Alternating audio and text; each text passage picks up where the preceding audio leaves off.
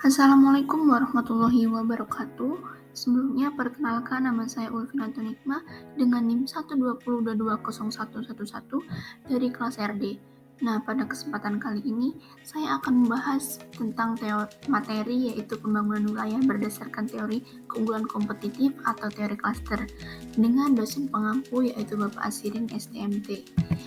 Adapun outline pembahasan pada kesempatan kali ini yaitu yang pertama mengenai sejarah dari teori klaster, lalu ada pokok-pokok pemikiran dari teori klaster, lalu pembangunan regional dan kebijakan pembangunan menurut teori klaster, dan dilanjutkan dengan studi kasus.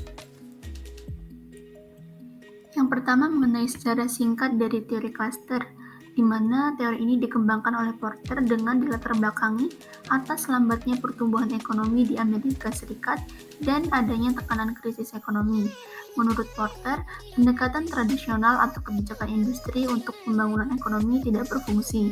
Yang dimaksud pendekatan tradisional yaitu ada perbaikan lingkungan dan iklim bisnis, lalu bersaing secara agresif untuk investasi dan pabrik baru, lalu ada pembangunan industri-industri berteknologi tinggi, dan pembangunan pertumbuhan yang tinggi dengan cara berinvestasi pada infrastruktur dan proyek kawasan industri. Menurut Porter, perlu pembentukan ulang model pembangunan ekonomi wilayah dengan memahami terlebih dahulu faktor-faktor penentu keunggulan kompetitif dalam ekonomi global yang modern. Untuk menciptakan keunggulan kompetitif, Porter mengembangkan kebijakan klaster, di mana Porter mengklaim cara pandang dengan kebijakan klaster ini merupakan cara pandang baru dibandingkan cara pandang lama yang fokus pada kebijakan industri. Kebijakan industri ini dianggap melemahkan kompetisi, sehingga melemahkan kemampuan produktivitas dan inovasi industri. Lalu selanjutnya masuk pada pokok-pokok pemikiran pendekatan keunggulan kompetitif, di mana ada arah baru pengembangan wilayah menurut Porter, yaitu yang pertama pembangunan berfokus pada keunggulan kompetitif, bukan penciptaan lapangan kerja. Lalu ada pembangunan berbasis klaster yang mencerminkan inti dari pendorong terciptanya lapangan kerja dan upah. Lalu ada pembangunan kekuatan yang ada saat ini dan yang potensial untuk dikembangkan. Lalu ada pengembangan strategi pembangunan daripada daftar tindakan. Lalu ada pembangunan dengan prioritas dan urutan, dan pembangunan berdasarkan data, bukan politik atau pemikiran penuh harapan semata. Porter menyarankan agar kebijakan pengembangan regional ini perlu fokus pada pengembangan keunggulan kompetitif. Lalu sebenarnya apakah keunggulan kompetitif itu?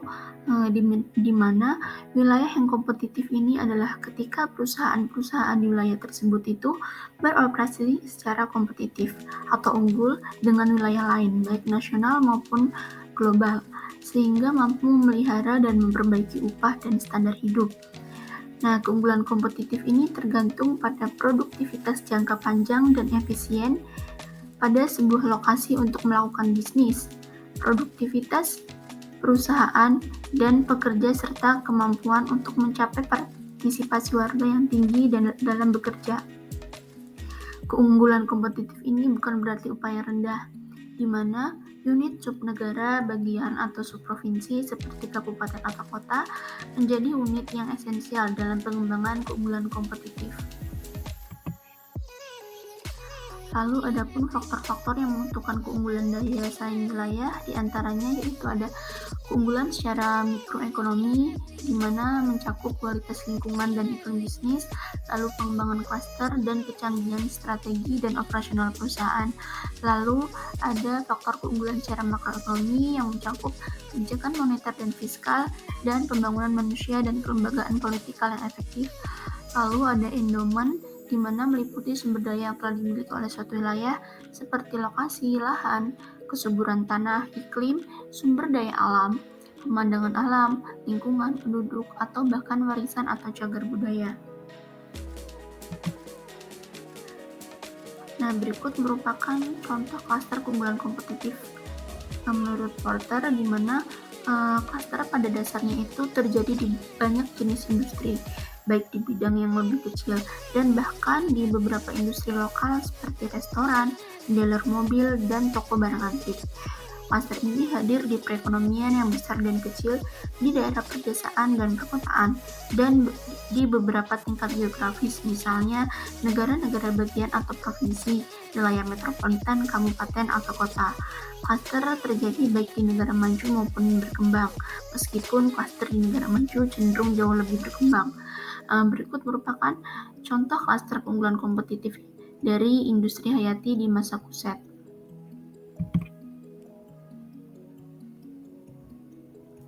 Lalu selanjutnya ada komposisi ekonomi wilayah berdasarkan klaster yang dibedakan menjadi dua, yaitu ada klaster global dan klaster lokal, di mana klaster global melayani pasar nasional dan global dan mudah terpapar kompetisi dengan wilayah dan negara lain. Lalu klaster lokal melayani pasar lokal dan sedikit terpapar kompetisi dengan wilayah lain di dalam negeri maupun luar negeri.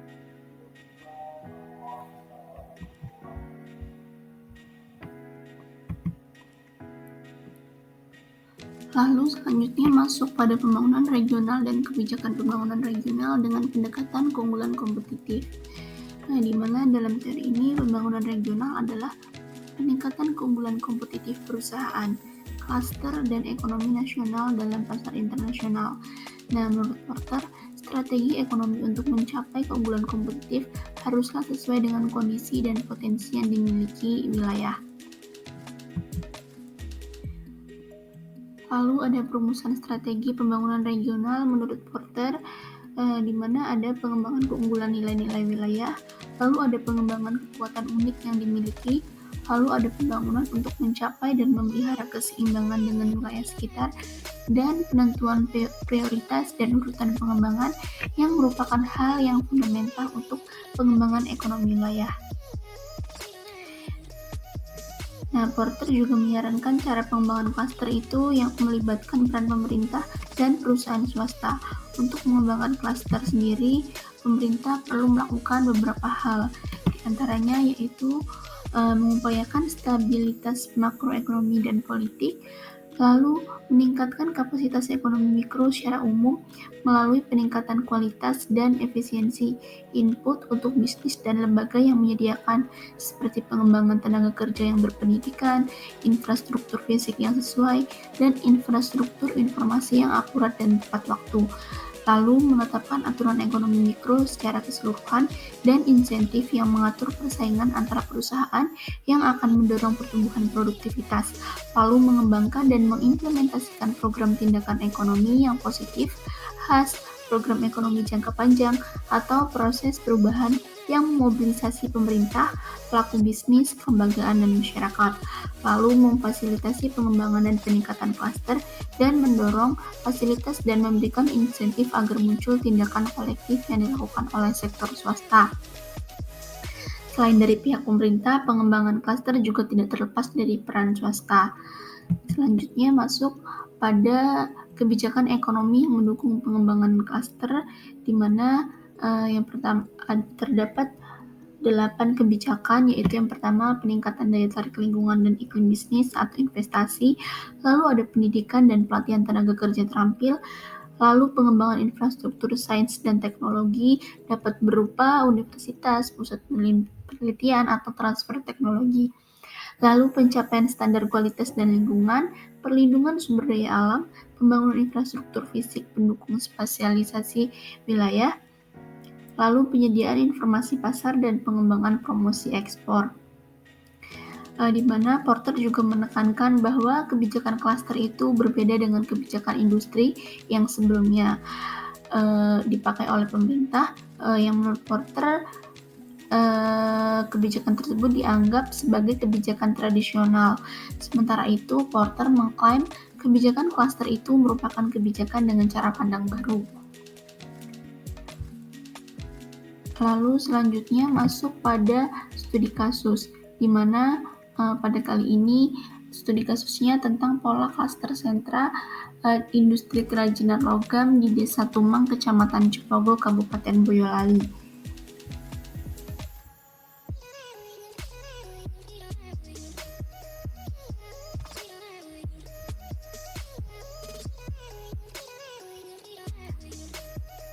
Pendekatan klaster industri merupakan salah satu kebijakan yang diterapkan pemerintah untuk memajukan industri baik secara kecil dan mengoptimalkan pembangunan melalui konsep keterkaitan dalam aktivitas ekonomi.